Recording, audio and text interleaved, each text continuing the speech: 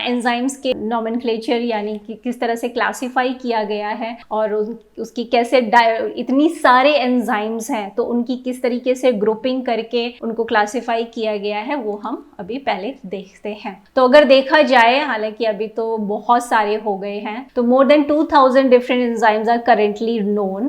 A classification system developed takes into account both specificity of reaction and substrate specificity of enzyme. तो mainly क्या हुआ कि इस चीज को क्लासिफाई करने के अपने अलग कुछ ऑब्वियस सी बात है, जब भी हम किसी चीज का क्लासिफिकेशन करते हैं तो कुछ पैरामीटर्स होते हैं जिसके बेसिस पे हम किसी भी चीज को क्लासिफाई करते हैं। जैसे आप प्रोटीन को जब क्लासिफाई करते हैं तो उनकी साइड चेन की बेसिस पे करते हैं, या तो उनके मेटाबॉलिक फेट के ऊपर करते हैं, ठीक है, या तो डाइटरी कॉन्स्टिट्यूएंट के ऊपर करते हैं कि वो नॉन एसेंशियल है या एसेंशियल है। तो कुछ ना कुछ एक पैरामीटर होता है। उसी तरीके से एंजाइम को क्लासिफाई करने के लिए किस तरह का वो केमिकल रिएक्शन कंडक्ट कर रहा है, ठीक है। अगर कुछ ऐसे ग्रुप है जो कि similar type of reaction conduct कर रहे होंगे तो उनको एक ग्रुप में रख दिया गया, और कुछ होंगे कि वो बहुत ही ज्यादा एक ही प्रकार के सबस्ट्रेट पर ही स्पेसिफिक होंगे, उनको एक तरह से रखा गया होगा,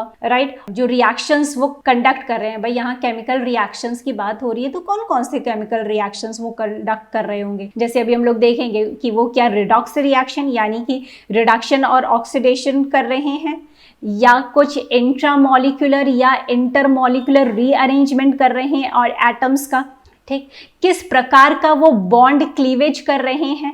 और वो बॉन्ड क्लीवेज कर रहे हैं तो वो वाटर की प्रेजेंस में कर रहे हैं या वाटर की एब्सेंस में कर रहे हैं, वाटर की प्रेजेंस एंड वाटर की एब्सेंस में कर रहे हैं। किस तरीके का वो क्लीवेज के बाद जो है ऑब्वियस सी बात है किस तरह का, क्या कोई अलग तरह का बॉन्ड फॉर्मेशन कर रहे हैं, यानी कि रिएक्शन के बाद क्या सिंगल बॉन्ड या डबल बॉन्ड बन रहा है एंड सो ऑन। तो ये जो हम लोग ने एक लिख दिया जस्ट कि हाँ एक केमिकल रिएक्शंस और सबस्ट्रेट स्पेसिफिसिटी की बेसिस पे क्लासिफाई किया गया है। तो क्या कौन से रिएक्शंस, तो यहाँ पे वही चीज़ हमने मेंशन की, ठीक है। तो इनको यही सारी चीज़ों को कंसिडर करते हुए क्या किया गया है कि international union of biochemistry and molecular biology ने एक क्लासिफिकेशन सिस्टम दिया, ठीक है। तो ये जो क्लासिफिकेशन सिस्टम है ये आप देख रहे हैं कि आपको यहाँ पे देख रहे होंगे ये 4 नंबर फॉर्मेट पे ये क्लासिफिकेशन सिस्टम दिया गया है। तो यानी हर एंजाइम का अपना एक एंजाइम कमीशन नंबर होता है, EC नंबर जिसे हम कहते हैं, ठीक है। ये एक तरह का क्या है, न्यूमेरिकल सिस्टम है जिसके बेसिस पे एंजाइम्स को क्लासिफाई किया गया है, ठीक है।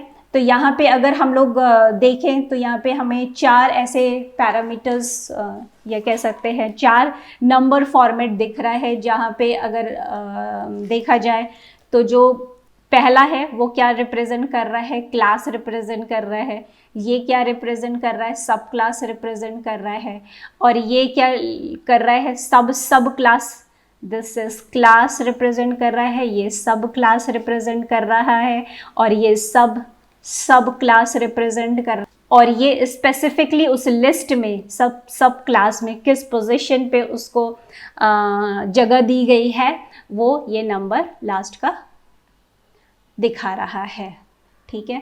तो ये जैसे एग्जाम्पल यहाँ पे जो दिया गया है वो दिया गया है लैक्टेट डिहाइड्रोजिनेज एंजाइम का, ठीक है। तो यहाँ पे अगर आपको दिख रहा है तो बेसिकली ये क्या है, जो ये क्लास 1 है, यही हम लोग मेजर क्लास पढ़ते हैं, ये जो क्लास 1 है वो क्या दिखा रहा है कि this belongs to oxidoreductase class.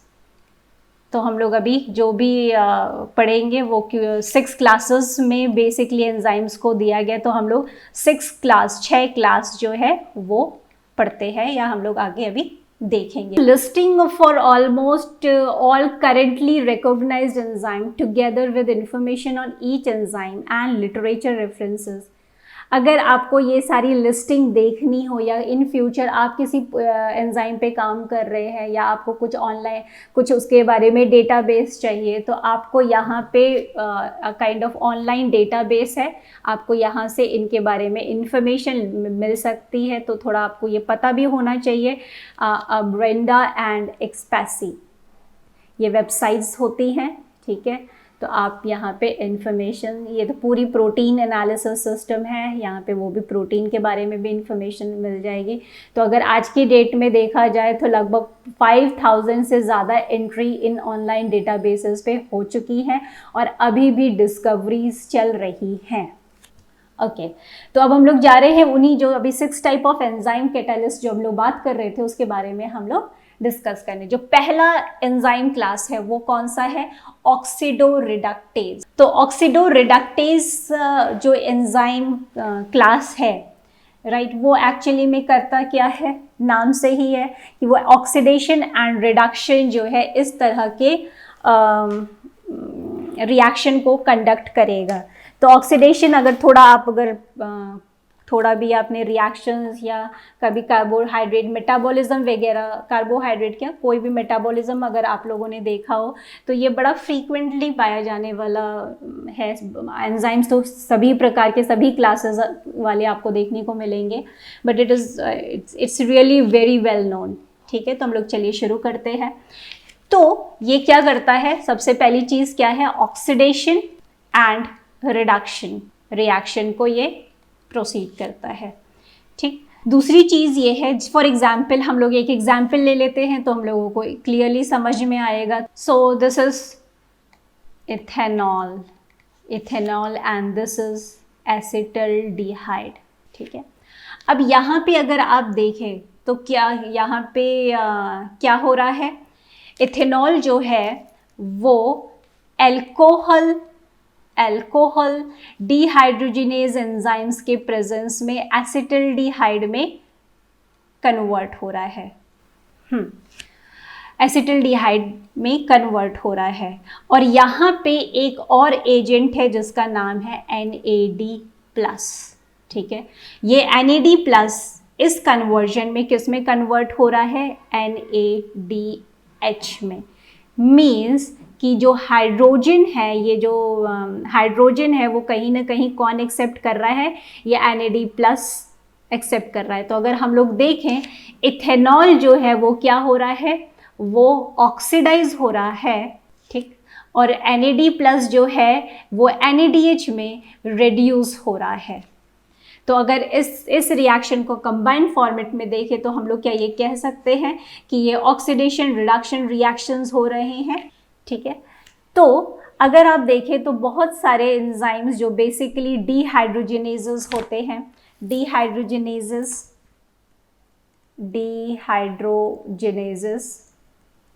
ऐसे ये चीज़ें आपको याद में रखनी है। डिहाइड्रोजिनेजेस, ऑक्सीडेजेस, रिडक्टेज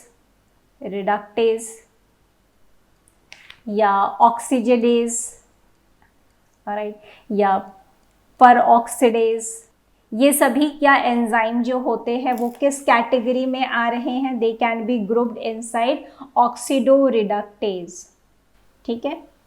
तो इतनी बात समझ में आई। और वैसी बात है कि ये मेन अभी हम लोग ने क्या बताया, ये याद रखना है कि this is class and this is then will be subdivided into subclass, ठीक। तो अभी हम लोग मेजर क्लास के बारे में ही बात कर रहे हैं। तो इस क्लास में कौन टाइप्स के आते हैं एंजाइम्स, वो ये हैं। और जहाँ पे हम लोगों ने डिहाइड्रोजिनेजेस का एक एग्जाम्पल देखा। तो ये जो है, ये जो मैंने बनाया है, ये रिवर्सिबल रिएक्शन हो सकता है। तो क्या ये वाकई में ये रिवर्सिबल रिएक्शन भी हो सकता है? हो सकता है। तो उस केस में क्या होगा कि जब ये प्रोसेस होगा तो जाहिर सी बात है कि NADH क्या होगा, फिर आप क्या करेंगे? ऑपोजिट होगा।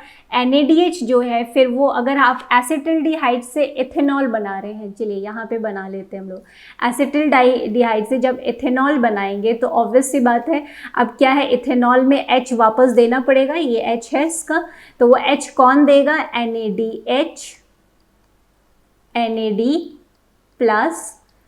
ठीक है। ये इथेनॉल इसको बन गया इससे, ठीक। ओके, तो यहाँ पे हम लोग क्या देख रहे हैं, ये जो है ऑक्सीडाइज हुआ और ये क्या हो गया, रिड्यूस हो गया। ठीक है, तो इस तरीके से एग्जाम्पल्स को याद रखना है। अब हम लोग यहाँ पे थोड़ा सा डिस्कशन और कर लेते हैं। बहुत आप लोगों ने डिस्कशन किया होगा NADH और NAD, जब भी आप लोगों ने ग्लाइकोलिसिस या ETS ये सब पाथवेज देखे होंगे लाइफ में कभी, तो NAD और NAD ये सब का बड़ा जिक्र होता है कहीं कहीं पे। पहले, अब तो नहीं मिलता, बट कभी कभी बच्चे जो है NADH2 ऐसे करके लिख देते थे। अब ये बिल्कुल गलत है। ठीक, अभी हमने यहाँ पे जो लिखा है वो भी अगर देखा जाए ना, अभी प्रॉपरली ये सही नहीं लिखा है, तो एक्चुअली में इसको हमें कैसे लिखना होता है और ये क्यों गलत है, अभी ये आपको प्रूफ करना होगा। फॉर एग्जाम्पल, जब हम लोग बोलते हैं NAD+ से क्या बन रहा है, NADH, तो अब दिमाग में आप लोग खुद इस चीज़ को बताइए कि NAD+ अभी यहाँ पे है। अगर हम आपसे पूछें NAD+ को कितने इलेक्ट्रॉन हम दे दें कि वो NAD बन जाए, तो आप कहेंगे ये जो प्लस साइन है ये इंडिकेट कर रहा है कि इसके पास एक इलेक्ट्रॉन की कमी है। तो आप कहेंगे मैं इसको एक इलेक्ट्रॉन दे दूं तो ये NAD हो जाएगा। ठीक है, तो अगर अब हम आपसे पूछे कि ओके फाइन, हम इसको जो आप लोग H लिखते हैं, अब हम इसको क्या दे दें कि ये ऑब्वियस सी बात है कि NADH हम लिख पाएँ, तो आप कहेंगे अगर आप एक हाइड्रोजन, अब इस हाइड्रोजन का मतलब क्या है, इस हाइड्रोजन के पास क्या है, आप कह सकते हैं एक प्रोटॉन एक इलेक्ट्रॉन, इस तरीके से बोल सकते हैं, एक प्रोटॉन एक इलेक्ट्रॉन, 1 प्रोटॉन एंड 1 इलेक्ट्रॉन, ये हम ऐसे बोल सकते हैं कि नहीं। इस H के पास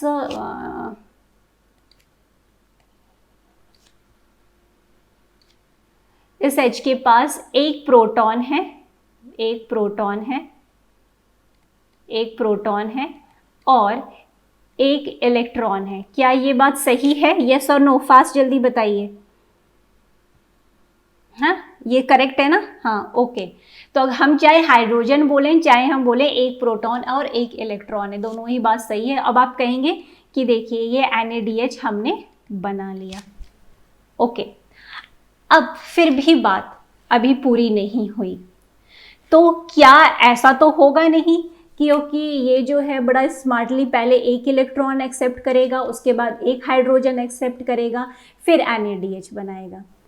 ठीक, अब आपको अपनी चीज़ों को निकालना है। ठीक है, क्योंकि कुछ एग्जाम में पहले ये पूछा भी जाता था, पर अब ये कॉन्सेप्ट जितना स्ट्रांग होगा उतना ही मेटाबॉलिज्म क्लियर होगा। तो अगर आप देखें यहाँ पे क्या चीज़ दी हुई है, अगर हम आपसे पूछें NAD+ से NADH बनाने में कितने इलेक्ट्रॉन और प्रोटॉन लगे, अब आप कैलकुलेट करिए, या यहाँ पे आपको लिखना है तो आप टोटल लिख सकते हैं कि NAD+ से, यहाँ पे बताइए, डैश मैंने कर दिया है, यहाँ एरो लगाया और मैंने लिखा यहाँ NADH। तो आप क्या बोलेंगे कि NAD+ को NADH बनने के लिए कितने इलेक्ट्रॉन और प्रोटॉन लेने होंगे। तो अगर आप देखें तो यहाँ पे आप बोल रहे हैं यहाँ एक प्रोटॉन, तो लिख लीजिए ये एक प्रोटॉन, 1 प्रोटॉन मैंने लिख दिया, और आप देख रहे हैं ये एक इलेक्ट्रॉन और ये एक इलेक्ट्रॉन, तो यहाँ पे हम लिख सकते हैं 2 इलेक्ट्रॉन, या हम इसको क्या लिख सकते हैं, एक हाइड्राइड आयन, H- भी हम रिप्रेजेंट कर सकते हैं, क्योंकि 1 प्रोटॉन 1 इलेक्ट्रॉन होगा तो हम एक H करेंगे, पर NAD+ को पहले तो इलेक्ट्रॉन चाहिए, पहले ये तो न्यूट्रलाइज हो, उसके बाद ये H एक्सेप्ट करेगा। फिर आप क्या कहेंगे, या तो यानी कि ये हाइड्राइड आयन यानी एक H, एक ऐसा H जिसके पास एक और इलेक्ट्रॉन है, तो यहाँ पे इस H- को आप क्या कह सकते हैं कि इसके पास एक प्रोटॉन है और 2 इलेक्ट्रॉन है। अगर ये हम NAD+ को ये पूरा दे दें तो ये NAD+ किस में बदल गया है, NADH। ओके, पर एक्चुअली में क्या इस तरह का चीज़ एक्सेप्टेबल है, नहीं एक्सेप्टेबल है। तो एक्चुअली में राइट चीज़ क्या होती है कि NAD+, अब यहाँ पे समझना है, हर एक चीज़ को समझिए, ठीक है। पर ये भी अगर आप बोलें कि भाई सेल में हमें H- कहाँ दिखता है, H- होता है क्या, नहीं, ठीक है, अगर वो बनने लगे तो भाई हाईली रिएक्टिव कंडीशन हो जाएगी, वो एक तरह से रिएक्टिव ऑक्सीजन स्पीसीज हो जाएगा। तो अब आपको ध्यान से सुनना है कि NAD+ के पास ये कैपेबिलिटी होती है कि वो 2 इलेक्ट्रॉन और 2 proton at a time accept कर सकता है, 2 इलेक्ट्रॉन और 2 प्रोटॉन। अगर हम आपसे पूछें, मैं यहाँ पे बना देती हूँ, अगर हम आपसे पूछें NAD+ ओके, इसके पास 2 इलेक्ट्रॉन और 2 प्रोटॉन एक्सेप्ट करने की टेंडेंसी है या कैपेबिलिटी है, तो आप इसी रिएक्शन को कैसे एडजस्ट करेंगे? आप बोलेंगे कि मैम 1 इलेक्ट्रॉन पहले मैं इसको दूंगा, ये सिर्फ हम समझा रहे हैं जिससे आपका कॉन्सेप्ट बहुत स्ट्रांग हो जाए। तो आप बोलेंगे 1 इलेक्ट्रॉन देके ये NAD में कन्वर्ट हो जाएगा, ठीक है। जब ये NAD में कन्वर्ट हो जाएगा तो अभी ये इसके पास कितना बचा, क्या क्या बचा? 1 इलेक्ट्रॉन बचा है ना, 2 इलेक्ट्रॉन में से 1 इलेक्ट्रॉन माइनस हो गया, तो अब कितना बचा? 1 इलेक्ट्रॉन एंड 2 प्रोटॉन बचे हैं। तो आप कहेंगे कि ऐसा है कि 1 इलेक्ट्रॉन और 1 प्रोटॉन ले लेते हैं, 1 इलेक्ट्रॉन एंड 1 प्रोटॉन लेके हम हाइड्रोजन बना देते हैं। तो आप बोलेंगे अभी जैसे हम लोग ने पीछे किया वैसे ही आपने कर लिया कि 1 H देके हम इसको NADH बना देंगे। पर अब आप देखेंगे कि 1 H+ बच गया, ठीक। अब अगर आपने ये चीज़ों को बहुत अच्छे से समझ लिया तो आप क्या कहेंगे? ओके, अब ये पूरा रिएक्शन एक्चुअली में क्या होता है, NAD+ एक साथ 2 इलेक्ट्रॉन और 2 प्रोटॉन एक्सेप्ट अगर करेगा तो हमें ये पूरा बात पता चल चुकी है कि NADH बनाने में कितने खर्चे हो रहे हैं। NADH बनाने के लिए कितना लग रहा है? 2 इलेक्ट्रॉन और 2 इलेक्ट्रॉन एंड 1 प्रोटॉन लग रहा है। यहाँ पे हम लिख दे रहे हैं 1 इलेक्ट्रॉन ये हो गया, फिर 1 हाइड्रोजन को हम लोग कैसे लिख सकते हैं? 1 इलेक्ट्रॉन एंड 1 प्रोटॉन। तो कितना हो गया? 2 इलेक्ट्रॉन एंड 1 प्रोटॉन। तो 2 इलेक्ट्रॉन 1 प्रोटॉन लग रहे हैं NADH को स्टेबलाइज करने में, और 1 प्रोटॉन जो है वो रिलीज हो जा रहा है। तो यानी 2 हाइड्रोजन जब इससे, अब इसको आप ऐसे भी तो लिख सकते हैं कि ओके 2 हाइड्रोजन, तो जब 2 हाइड्रोजन इससे जुड़ता है तो प्रॉब्लम ये होती है कि ये NAD, पहले क्या होता था पता नहीं आप लोग को, पहले क्या होता था, डायरेक्टली NADH2 ऐसे लिख देते थे कि भाई NAD 2 हाइड्रोजन ले लिया NADH2 लिख दिया। पर दिस इज रॉन्ग। क्यों रॉन्ग है? क्योंकि 1 इलेक्ट्रॉन तो इसको न्यूट्रलाइज कर रहा है, मान लीजिए इसको नॉर्मल कर रहा है, उसके बाद जब ये NAD बन गया तो फिर कितने बचे? 1 इलेक्ट्रॉन और 2 प्रोटॉन बच गए। तो उसके बाद क्या हुआ कि फिर इस NADH, तो कहने का सेंस ये है NAD+। अब स्टेटमेंट कुछ भी हो सकता है। अगर पूछता है कि NADH बनाने के लिए कितने इलेक्ट्रॉन प्रोटॉन एक्सेप्ट कर रहा है, तो आप बोलेंगे 2 इलेक्ट्रॉन और 1 प्रोटॉन, यानी 1 हाइड्रोजन एंड 1 इलेक्ट्रॉन, है ना। या आप क्या लिख सकते हैं, और क्या लिख सकते हैं यहाँ पे, NADH बनाने, NAD+ जो है से NADH, अगर क्वेश्चन सिर्फ ये है तो आप क्या लिखेंगे कि H- लिख सकते हैं, या H- को ऐसे लिख सकते हैं कि 2 इलेक्ट्रॉन एंड 1 प्रोटॉन, NADH बन रहा है।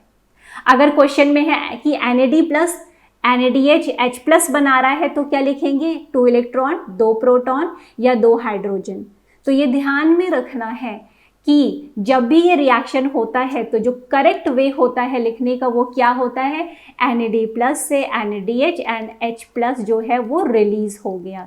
पर हालांकि बुक में आपको कभी कभी ये H+ ना दिखे, बट आपको पता ज़रूर होना चाहिए, क्योंकि H+ जो है वो मीडियम में रिलीज हो जाएगा, ठीक है, उसका भी इससे लेना देना नहीं है, वो प्रोटॉन चला गया, ठीक है, वो और चीज़ काम करेगा, उसको और फिर बैलेंस करने के लिए और चीज़ें निकाली जाएगी, प्रोटॉन पंप लगाए जाएंगे कि उसको बैलेंस किया जाए। पर अभी हमें क्या यहाँ पे समझ में आना चाहिए कि भाई NAD+ के पास कैपेबिलिटी है 2 इलेक्ट्रॉन और 2 प्रोटॉन लेने की। तो जब ये इसकी बात हम लोग करते हैं तो NADH और H+ का फॉर्मेशन होता है। This is the right way. अब ये आप लोगों को हमेशा जब याद रहेगा तो फिर मेटाबॉलिज्म में चीज़ें काम आ पाएंगी। ठीक है, ठीक। अब हम लोग नेक्स्ट आ जाते हैं। तो हम लोगों ने इतनी इन्फॉर्मेशन ले ली और एक्स्ट्रा इन्फॉर्मेशन हम लोगों ने स्टोर करके रख दी है, जो कि हम लोग को मेटाबॉलिज्म में ये जो बात क्योंकि हर जगह आप देखेंगे तो बात यही की जाती है ना, इलेक्ट्रॉन प्रोटॉन कितना। और NAD अगर आप देखें तो आपको NAD और NADH FAD ये हर जगह देखिए। अब FAD की बात आई, अब आपने शायद FAD भी सुना होगा और NAD+। अब याद रखना है, NAD को जब हम लिखते हैं तो हमेशा उसका ऑक्सीडाइज फॉर्म दिखाते हैं। अगर आप ऐसे ही NAD लिखेंगे, दिस इज रॉन्ग। अब ये आप सोचेंगे ये मैं ऐसा क्या है। आपको अगर जिसको इंटरेस्ट हो, बस एक ही चीज़ करनी है, गूगल पे टाइप कर दीजिए, इमेज आ जाएगी, आपको समझ में आ जाएगा कि ये प्लस साइन क्यों ऑक्सीडाइज फॉर्म में ऐसे दिखा रहे हैं। कुछ नहीं करना है, तुरंत समझ में आ जाएगा।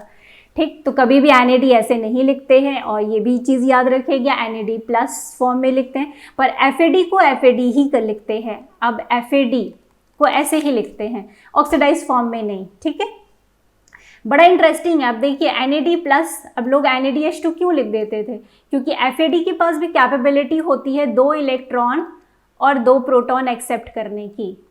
ठीक, अब जिनको ये चीज़ क्लियर हो कि ये मैम 2 इलेक्ट्रॉन 2 प्रोटॉन क्यों लिख रही हैं, 2 हाइड्रोजन ही सीधे लिखें। मतलब तो यही है कि हाइड्रोजन जब हम लिख रहे हैं इसका मतलब ही है कि 1 प्रोटॉन 1 इलेक्ट्रॉन। ठीक, पर क्यों लिख रहे हैं, अगर NAD+ का कॉन्सेप्ट समझ में आया तो क्लियर हो गया होगा। ठीक है, तो 2 इलेक्ट्रॉन 2 प्रोटॉन ये भी एक्सेप्ट कर लेता है। ठीक, तो अब ये बताना, रेफरेंस देना होता है, इसलिए ये चीज़ मेंशन करना बहुत ज़रूरी है। तो 1 इलेक्ट्रॉन से ये नॉर्मल हुआ, फिर जो 1 इलेक्ट्रॉन 1 प्रोटॉन बनता है, तो हम लोग रिएक्शन को इसको इस तरीके से दिखाते हैं। ये हमारा फाइनल करेक्ट रिएक्शन है। पर FAD तो सीधे एक्सेप्ट करके क्या बना लेगा, FADH2 बना लेगा। इसको आप ऐसे लिखते हैं। ठीक, तो दिस इज इम्पॉर्टेंट। ठीक, अब एक तरह से अभी हम लोग इसके बारे में, अब ये चीज़ इम्पॉर्टेंट क्यों है, क्योंकि पूरे मेटाबॉलिज्म में हर जगह NAD FAD FADH2 NADH ये बार बार डिस्कस होता है। ठीक है, क्यों होता है, अभी आप इसको देख भी चुके हैं। क्यों, क्योंकि इन दोनों के पास ही क्या कैपेबिलिटी है, इलेक्ट्रॉन प्रोटॉन को कैच करने की। बस सिंपल सी चीज़ क्या रखनी है, जब कोई चीज़ टूटती है तो कुछ रिलीज होगा ना। तो एक्चुअली में जब हमारे कंपाउंड या हमारे मॉलिक्यूल जब टूटते हैं तो क्या रिलीज होता है, इलेक्ट्रॉन और प्रोटॉन रिलीज होते हैं। तो इलेक्ट्रॉन प्रोटॉन ऐसे ही सेल में अगर रिलीज होने लगे तब तो प्रॉब्लम हो जाएगी। उनको कैच करने वाला कोई होना चाहिए, तो वो लोग कौन है, these are FAD and NAD, जो बहुत इंपॉर्टेंट रोल प्ले कर रहे हैं। ये लोग क्या करते हैं, इलेक्ट्रॉन प्रोटॉन को कैच करते रहते हैं और कैच करके खुद को रिड्यूस करते हैं, फिर जाके कहीं पर छोड़ देते हैं। कहाँ पे छोड़ देते हैं, इलेक्ट्रॉन प्रोटॉन कहाँ छोड़ेंगे, इलेक्ट्रॉन ट्रांसपोर्ट सिस्टम में छोड़ेंगे। ठीक है, तो आगे हम लोग इसको, तो इतनी चीज़ें आप लोगों को बच्चों याद रखनी है। तो ट्रांसफरेजेस की अगर हम लोग बात करें तो ट्रांसफरेजेस क्या होते हैं, नाम से ही पता चल रहा है, कुछ तो ध्यान में रखना ही नहीं है, कि ऐसे एंजाइम जो कि ट्रांसफ़र करते हैं क्या करते हैं, ट्रांसफ़र ग्रुप्स। कोई भी किसी भी प्रकार का जो ग्रुप है, केमिकल ग्रुप, वो अगर ट्रांसफ़र हो रहा है, कहाँ ट्रांसफ़र हो रहा है, बाय सबस्ट्रेट में ही ट्रांसफ़र हो रहा होगा। ठीक, तो इस तरह के रिएक्शन जो एंजाइम कंडक्ट करा रहे हैं उसको हम क्या कहते हैं, ट्रांसफरेजेस एंजाइम। ठीक है, so they are basically involved in group transfer reactions. ठीक है, तो अगर आप लोगों को पता हो, फॉर एग्जांपल अभी हम लोग इसी का जिक्र कर रहे हैं तो चलो यही बना लेते हैं। For example this is what, this is glucose molecule है ना, ये ग्लूकोज मॉलिक्यूल है। और ये फिर क्या है, हेक्सोकाइनेस की प्रेजेंस में क्या कर रहा है, ATP से ADP बाई एक फॉस्फेट यूज़ हो रहा है, ट्राईफॉस्फेट है, डाईफॉस्फेट, यानी एक फॉस्फेट इससे टूटा होगा। किसने तोड़ा होगा, हेक्सोकाइनेस में तोड़ के इसमें कहाँ लगा दिया इसने, ठीक है, कहाँ लगा दिया, CH2, ठीक। तो ये जो फॉस्फेट ग्रुप है वो इसका एक फॉस्फेट ग्रुप टूट के कहाँ लग गया, यहाँ पे, किस कार्बन पे, 1 2 3 4 5 6 कार्बन पे। तो इसीलिए आप क्या कहते हैं, ग्लूकोज से क्या बन रहा है, ग्लूकोज 6 फॉस्फेट, ठीक। तो अगर हमने कहा कि हेक्सोकाइनेज कर क्या रहे, suppose this is an enzyme, तो इसके पास क्या है, एक पॉकेट में इसने ग्लूकोज को पकड़ा होगा और एक पॉकेट में इसने एटीपी को लिया, ठीक है। उसके बाद इससे फॉस्फेट ग्रुप तोड़ा और ग्लूकोज में लगा दिया, ठीक है। यही काम ग्लूकोकाइनेज भी कर सकता है, ठीक है। अब इस नाम में एक्चुअली ये दोनों ही एक आइसोफॉर्म्स हैं। अब आइसोजाइम या आइसोफॉर्म्स क्या होते हैं ये हम लोग देखेंगे, पर ये ध्यान में रखना है कि आप लोग दो वर्ड साइमल्टेनियसली सुनते हैं मेटाबॉलिज्म में, हेक्सोकाइनेज एंड ग्लूकोकाइनेज। क्या डिफरेंस होता है, विल सी लेटर ऑन, ठीक है, but both are capable of doing so. उसी तरीके से अगर आप इस रिएक्शन को है भाई, एलेनीन है, alanine, then oxaloacetate, then there is a formation of pyruvate plus aspartate। तो अगर आप देखें तो यहाँ पे क्या हो रहा होगा कि जो अमीनो ग्रुप है एलेनीन में क्या होगा, अमीनो ग्रुप होगा जो कि ट्रांसफर करा दिया गया है कहाँ पे, एलेनीन अपने अपना, alanine is what, amino acid, alanine में अपना अमीनो ग्रुप ऑक्सैलो एसीटेट को ट्रांसफर कराया और क्या बन गया, एस्पार्टेट। और एलेनीन से जब अमीनो ग्रुप निकल गया तो वो किस में ट्रांसफर हो गया, pyruvate. So there is a kind of what, यहाँ पे क्या हो रहा है, अमीनो ग्रुप का ट्रांसफर हो रहा है। तो इस ट्रांसफरेजेस हमने फिर कहा क्लास में सब क्लास और तमाम होते, तो भाई सब क्लास डिविजन्स में हम लोग कई एंजाइम मेंशन करेंगे। तो बेसिकली आपके पॉइंट ऑफ व्यू से जो आपको याद रखना है, आपको एक तो मिल ही गया, काइनेजेस मिल गया, ठीक। और यहाँ पे आपने एक एग्जाम्पल काइनेजेस का देख लिया, एक एग्जाम्पल अमाइनो ट्रांसफरेजेस का देख लिया जहाँ पे अमाइनो ग्रुप ट्रांसफ़र हो रहा था। तो यहाँ पे कौन कौन से एंजाइम्स आपको देखने लगे, एक आपने देखा काइनेज हो गया और एक क्या हो गया, अमाइनो ट्रांसफरेजेस इसमें कैटेगरी में आ जाएंगे। फिर है ग्लाइकोसिल ट्रांसफरेज, ग्लाइकोसिल ट्रांसफरेज, ठीक। देन देयर इज फॉस्फोट्रांसफरेज, ठीक है। तो इस तरीके से ये जो कुछ एग्जाम्पल हैं मेजर एंजाइम्स के जो कि इस तरीके के ट्रांसफ़र रिएक्शन को, ग्रुप ट्रांसफ़र रिएक्शन को क्या कर रहे हैं, ग्रुप ट्रांसफ़र रिएक्शन में पार्टिसिपेट कर रहे हैं, ठीक है। फिर क्लास थर्ड है हाइड्रोलेजेस। हाइड्रोलेजेस क्या होते हैं, ये भी मेन क्या है कि अगर देखा जाए तो ये ग्रुप ट्रांसफर ही कर रहे हैं, पर मेनली जो लेने वाला होता है वो कौन होता है, वाटर। बात समझ में आई सभी को?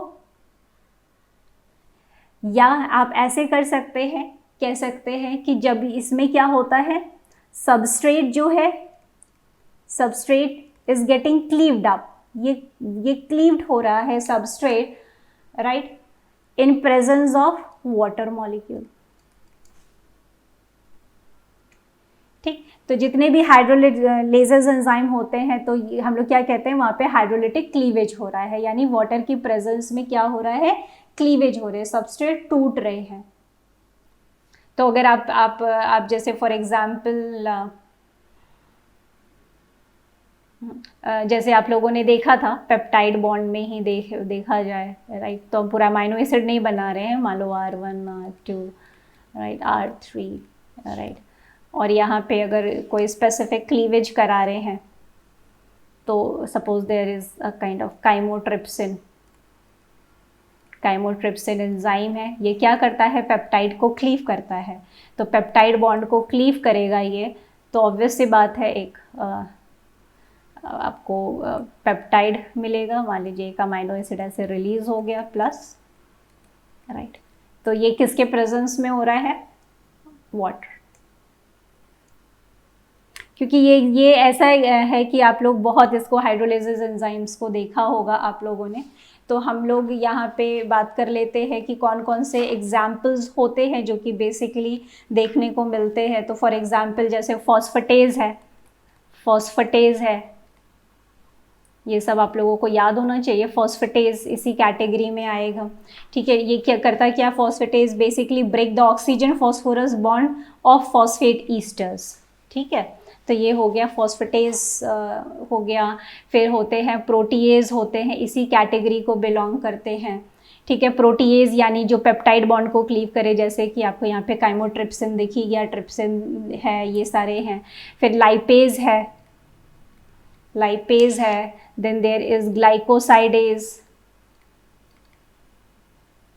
ठीक। तो ये सारे हाइड्रोलेजेस की कैटेगरी में आते हैं, इस क्लास में आते हैं। फिर क्या है, लाइएजेस। लाइएजेस क्या कौन सा क्लास है, लाइएजेस है क्लास 4। इसको बेसिकली सिंथेसिस क्लास, सिंथेसिस भी बोलते हैं, सिंथेसिस, ठीक है। और इसमें क्या होता है बेसिकली, इसमें these kind of class basically catalyze a reaction which are involved in either the breakage or formation of chemical bond with double bonds, ठीक है, with double bonds। या तो डबल बॉन्ड हो, डबल बॉन्ड का formation हो जाए, या double bond remove हो जाए। तो लाइएजेस इस तरह के होते हैं टूटने पर। और यहाँ देखिए बेसिकली क्या हो रहा है, यहाँ पे क्लीवेज ही पैटर्न चल रहा है, वाटर मॉलिक्यूल इन्वॉल्व नहीं है, ठीक है। और इसके बाद हो सकता है डबल बॉन्ड का फॉर्मेशन हो जाए। तो डबल बॉन्ड हो सकता है फॉर्म हो, या हो सकता है वो इन्वॉल्व हो रहा हो ब्रेकेज में, या रिमूव हो रहा हो। क्लियर। तो अगर इसमें देखा जाए तो इस कैटेगरी में जो एंजाइम्स आते हैं वो होते हैं डी कार्बोक्सिलेज, डी कार्बोक्सिलेज, ठीक है, डी कार्बोक्सिलेज, या डीहाइड्रेटेज ऐसा भी होता है, डीहाइड्रेटेज, डी एमिनेज, ठीक है, डीहाइड्रेटेज लाइक फ्यूमरेज, ये जो हैं इस क्लास को बिलोंग करते हैं। क्लियर, ये समझ में आया। फॉर एग्जाम्पल जैसे आप अगर एक एग्जाम्पल देखना चाह रहे हैं तो NH3 plus, what is this, this is serine leading to the formation of pyruvate, removal of this group, और यहाँ पे क्या बन गया, this double bond formation. Clear. तो इस तरह से ये याद रखना है। आइसोमेरेजेस, ये एक ऐसा क्लास है जो बहुत ही इजी है, बहुत फ्रीक्वेंटली देखा हुआ। आइसोमेरेजेस नाम से ही हो रहा है कि ये इस तरीके का कैटेलाइज करते हैं जहाँ पे ग्रुप जो है इंटर कन्वर्ट हो जाता है अपने आइसोमरिक फॉर्म में, ठीक है। और जबकि पूरा कॉम्पोजिशन आपको चेंज करने की ज़रूरत नहीं पड़ती है, बस एक एंजाइम जो है वो क्या कर रहा है, आइसोमेरिक फॉर्म उसको दे रहा है। फॉर एग्जांपल जैसे कि चलिए अब थोड़ा सा आप लोग ना केमिकली स्ट्रक्चर भी थोड़ा प्रैक्टिस कीजिए, तो थोड़ा कोशिश करिए जो स्ट्रक्चर बना रहे हैं वो क्या है। ये क्या, molecule is glycerol aldehyde 3 phosphate and this is dihydroxy acetone phosphate, ठीक। अगर आपको ये पता चल गया तो आपने ग्लाइकोलिसिस अगर पढ़ा है तो ग्लाइकोलिसिस में ये आता है, ये तो याद रख, तो बताइए यहाँ पे कौन सा एंजाइम होगा। मैं ग्लाइकोलिसिस के अकॉर्डिंग पूछना चाह रही हूँ कि ग्लाइकोलिसिस में जैसे फॉर एग्जांपल अगर हमने पूछा ग्लूकोज से ग्लूकोज 6 फॉस्फेट बन रहा है और आप हमें अगर जवाब दें दिस इज ऑक्सीडोरिडक्टेज, तो चलेगा नहीं। अब हम स्पेसिफिकली यहाँ पे आप नाम क्या बताएंगे, हेक्सोकाइनेज। उसी तरह से ग्लूकोज 6 फॉस्फेट से फ्रक्टोज 6 फॉस्फेट बनता है, फ्रक्टोज 6 फॉस्फेट से फ्रक्टोज 1,6 बिस फॉस्फेट बनता है। फ्रक्टोज 1,6 बिस फॉस्फेट जो है वो क्लीव हो सकता है ग्लिसरल एल्डिहाइड 3 फॉस्फेट और डाईहाइड्रोक्सी एसीटोन फॉस्फेट में। फिर ये दोनों मॉलिक्यूल कैपेबल हैं इंटर कन्वर्ट में। ग्लिसरल एल्डिहाइड 3 फॉस्फेट 1,3 BPG में कन्वर्ट होता है। मैं पूरा आप लोगों को हम तो यही बताने लगे, हाँ। ट्रायोज फॉस्फेट आइसोमरेज, तो ये चीज़ करनी। अब आपको वो पता चल गया कि ट्रायोस फॉस्फेट आइसोमरेज क्या है, एक काइंड किस बिलोंग करता है, किसको, आइसोमरेजेस क्लास को ही बिलोंग करता है। अब आप ये भी सोच सकते हैं कि ये ट्रायोस फॉस्फेट आइसोमरेज क्यों है, तो आप यहाँ से देख सकते हैं, ठीक है, कि हाँ सिस ट्रांस जो है आइसोमरेज वो भी इस क्लास में आ सकते हैं, इस तरह के, राइट। ये आपकी प्रैक्टिस में आए कि जब भी आप कोई मेटाबॉलिक पाथवे या किसी साइकिल को देख रहे हैं या किसी लीनियर पाथवे को देख रहे हैं, तो वहाँ जो एंजाइम्स स्पेसिफिकली मेंशन है आप उसको ये समझ पाएँ कि अच्छा ये एंजाइम जो है ये इस क्लास को बिलोंग करता है। जैसे अब आपको यहाँ पे फर्स्ट एंजाइम में आपको तुरंत याद हो गया कि हेक्सोकाइनेज जो है वो किसको बिलोंग कर रहा है, सॉरी हेक्सोकाइनेज मैंने ऑक्सीडो गलत बोल दिया, किसको बिलोंग कर रहा था, ये ट्रांसफरेजेस क्लास को बिलोंग कर रहा है, ठीक है। तो इस तरीके से आप अब यहाँ पे ग्लूकोज 6 फॉस्फेट से फ्रक्टोज 6 फॉस्फेट बन रहा है, तो यहाँ पे भी क्या है, यहाँ पे भी एक आइसोमरेज काम कर रहा है, ठीक है। फ्रक्टोज 6 फॉस्फेट से फ्रक्टोज 1,6 जब बिस फॉस्फेट बनता है, तो यहाँ पे कौन सा एंजाइम काम कर रहा है, PFK काम कर रहा है, है ना, फ्रक्टोकाइनेज, ये PFK, यहाँ पे PFK1 भी होता है, PFK2 का भी यहाँ पे इम्पॉर्टेंट रोल होता है, ये फॉस्फोफ्रक्टोकाइनेज जो है इसका बहुत इंपॉर्टेंट रोल है। तो अब ये PFK काइनेज आ गया, तो काइनेज से आप तुरंत क्या कहेंगे, अच्छा ये फॉस्फेट ग्रुप ट्रांसफर कर रहा है, यहाँ पे भी क्या होगा, ATP से ADP टूट रहा है, और फिर ये एक फॉस्फेट जो है यहाँ 1 पोजीशन पे लग रहा है, क्योंकि यहाँ पे क्या हुआ, ग्लूकोज 6 फॉस्फेट फ्रक्टोज 6 फॉस्फेट, सिर्फ एल्डिहाइड से क्या हो गया, कीटोन का ही फॉर्मेशन हुआ है, यानी सिर्फ एक पोजीशन पे। तो आइसोमेरेज एंजाइम यहाँ पे काइनेज यानी फॉस्फोफ्रक्टोकाइनेज किस क्लास को आ गया, ट्रांसफरेज क्लास को आ गया। बात समझ में आई। अब यहाँ पे था एल्डोलेज, एल्डोलेज क्या किया है, क्लीव किया है, यहाँ एल्डोलेज ही होगा ना, क्लीव किया है, तो वो किस क्लास में आएगा, ठीक है। तो ये आपकी अपनी एक बायोकेमिस्ट्री की नॉलेज को और इंक्रीज करेगा, इम्प्रूव करेगा। नेक्स्ट हम लोग आते हैं, नेक्स्ट हम लोग का कौन सा बचा, लाइगेजेस, जो कि क्लास 6 को बिलोंग कर रहा है। अब लाइगेजेस में क्या होता है, लाइगेजेस इस तरह का रिएक्शन कंडक्ट करता है जहाँ पे दो मॉलिक्यूल्स जो है दे गेट कनेक्टेड और जॉइन। जो दो मॉलिक्यूल्स हैं वो क्या करते हैं, लाइगेट हो जाते हैं, नाम से ही पता चल रहा है कि वो लाइगेट हो जा रहे हैं। तो लाइगेजेस एंजाइम के जो एग्जाम्पल हैं वो आप लोग को पता होगा इस क्लास में, जैसे सिंथेटेजेस जो है ना, जो सिंथेटेजेस एंजाइम्स होते हैं वो एक्चुअली में कहा जाए तो ये सब क्लास हैं लाइगेज क्लास के, ठीक है, सिंथेटेजेस, ठीक। तो ये उसी के क्लास में आते हैं जो कि ATP की हाइड्रोलिसिस में भी इन्वॉल्व होते हैं। और अगर आप देखना चाहें तो बहुत सारे ऐसे एग्जाम्पल हैं जो कि शायद आपने मॉलिकुलर बायोलॉजी में भी पढ़ा हो, DNA लाइगेज, ठीक है, जहाँ पे हम लोग फॉस्फेट बॉन्ड को अटैच करते हैं, ठीक है। यहाँ पे क्या दिया जा रहा है,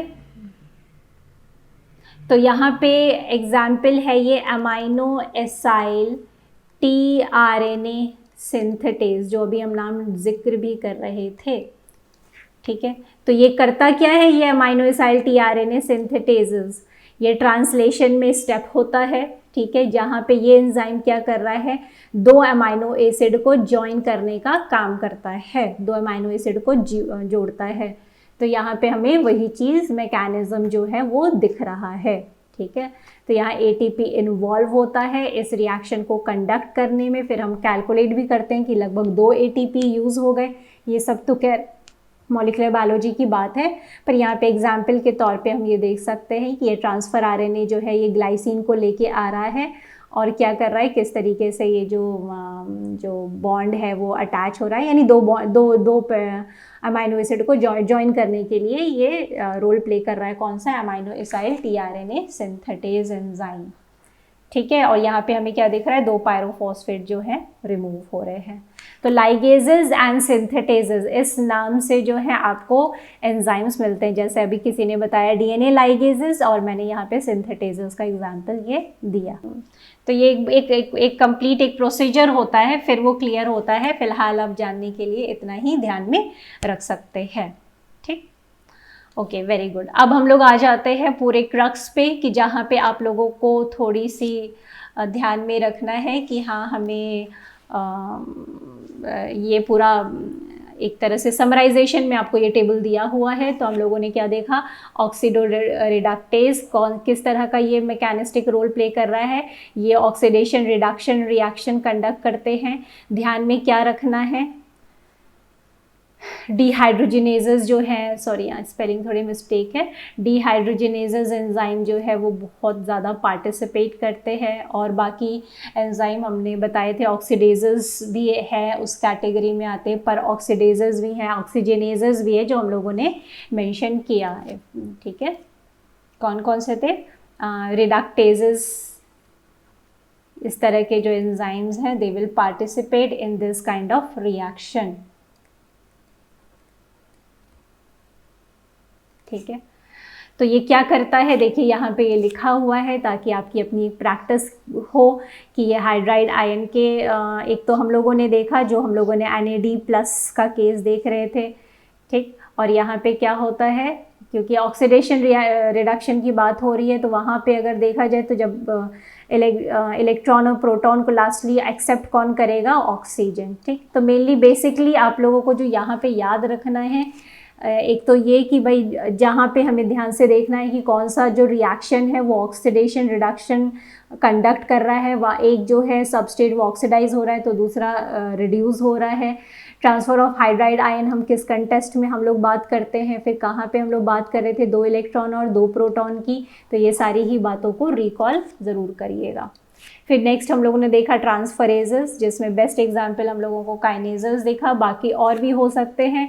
हर वो एंजाइम जो कि स्पेसिफिकली कोई स्पेसिफिक ग्रुप ट्रांसफ़र कर रहा है, तो उसके आगे आप वही कंपोनेंट, जैसे जो एंजाइम अमाइनो अगर ट्रांसफ़र कर रहा है तो आप क्या लगा देंगे, अमाइनो ट्रांसफरेज। अगर कोई एंजाइम जो है वो ग्रुप ट्रांसफ़र कर रहा है मिथाइल, तो आप क्या लगा देंगे, मिथाइल ट्रांसफरेज। ठीक है, तो ये नहीं कंफ्यूज होना है, काइनेज हम हैं तो हम फॉस्फेट ही ग्रुप ऐड करेंगे तो फिर वो ट्रांसफरेज की कैटेगरी में आएगा, नहीं। जहाँ पे भी आपको ग्रुप ट्रांसफ़र करता हुआ लग रहा हो, वहाँ पे आप ये चीज़ यूज़ कर सकते हैं। ठीक है, तो हम लोगों ने ये चीज़ तो देख ही ली, फॉस्फोरिल ग्रुप और ये सब। ठीक, नेक्स्ट है हाइड्रोलिसिस, हाइड्रोलेज। तो हाइड्रोलेज में हम लोग ने क्या देखा कि cleavage of a single bond via addition of water. तो उस कैटेगरी में कौन कौन आएंगे, ठीक है, तो अब ये आपको पता है, हम लोग ने बात की पेप्टाइडेजेस, प्रोटीएज, प्रोटीनेज हैं, ग्लाइकोसाइडेज, ग्लाइकोसाइड बॉन्ड ब्रेक करेंगे, लाइपेज लिपिड बॉन्ड को ब्रेक करेंगे। तो यहाँ पे कुछ ठीक ठाक अच्छे से एग्जाम्पल्स दिए हुए हैं, जिसको आप ध्यान में रख के बता सकते हैं कौन सा एंजाइम होगा, कौन सी एंजाइम किस क्लास में आएगा। फिर लाइएज है, ठीक है, group elimination to form a double bond और breaking a single bond to form 2 products, one of which has a new double bond. ठीक है, तो ये हमें ध्यान में रखना है। ठीक है, इस कैटेगरी में हम लोग ने सिंथेस की बात की थी। ओके, नेक्स्ट है आइसोमरेज, इसके बारे में डिस्कशन हो गया, और यहाँ पे हमने म्यूटेज ही लिखा है। आप और भी सिस ट्रांस आइसोमरेज और जो भी आप बता रहे थे एपीमरेज, ये सब एग्जाम्पल जो है सब क्लासेस की कैटेगरी में आएंगे, आप यहाँ पे याद कर सकते हैं। Next is ligases. लाइगेजेस में हम लोगों ने एक तो लाइगेज हो जाएगा इस कैटेगरी में, और हो जाएगा सिंथेटेज। हम लोगों ने दोनों ही एग्जाम्पल की बात कर ली। ठीक है, हाँ, यहाँ पे क्या है, ये एक क्वेश्चन प्रैक्टिस के लिए देख लीजिए। एक तो इस तरह के क्वेश्चन हो सकते हैं, प्लस रिएक्शन दिया होगा, रिएक्शन को देख के आपको बताना होगा कि वो कौन सा क्लास को बिलोंग करेगा। ठीक है, तो ये 2 तरह के टाइप्स ऑफ क्वेश्चंस आ सकते हैं। तो ये बहुत इजी था। ठीक, तो एक ये हो गया, और एक क्या याद रखना है कि रिएक्शन दिया है and you have to tell वो किस क्लास को बिलोंग करेगा। तो वो आपकी हैबिट तब होगी, कोई रिएक्शंस तो आपको याद नहीं करा सकता कि यही रिएक्शन आएगा एग्जाम में, तो वो जब आप मेटाबॉलिक पाथवे देखते जाएंगे तो उसी में से कोई आपको एक रिएक्शन दे दिया जाता है, या आप उसको ध्यान से देखेंगे तो आपको खुद ही समझ में गया नया डबल बॉन्ड बन रहा है, क्या बन रहा है, ट्रांसफ़र हो रहा है। ठीक, तो उसी से आप आराम से देख